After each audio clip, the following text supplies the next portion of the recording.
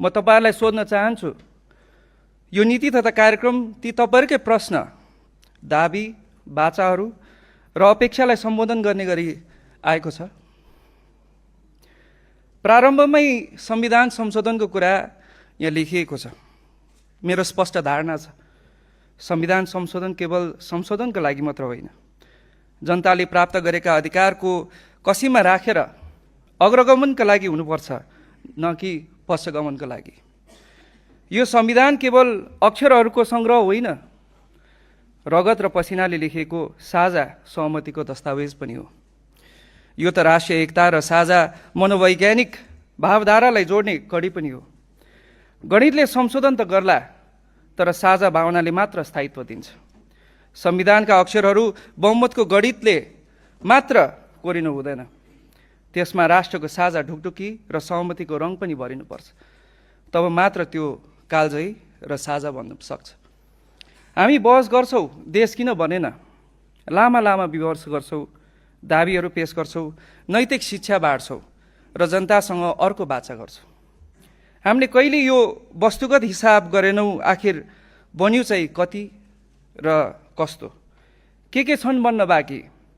हामीले स्वीकार गर्नै पर्छ कि आर्थिक परनिर्भरता हाम्रो एउटा नमिठो इतिहास र बाध्यता दुवै बनेको छ।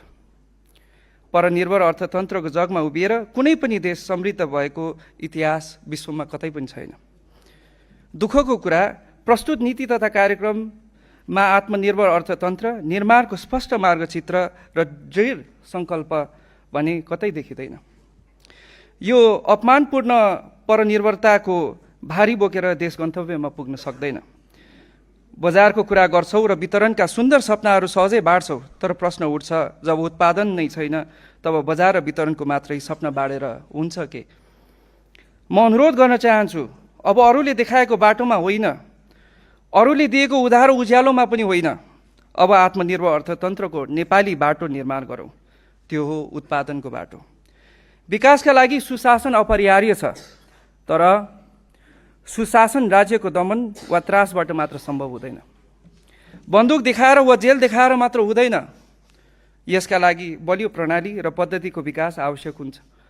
विधि र थितिमा स्थापित सुशासन नै दीर्घकालीन बन्न सक्छ।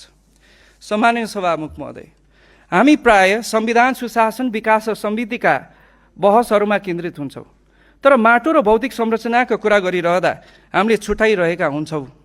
त्यो हो मान्छे।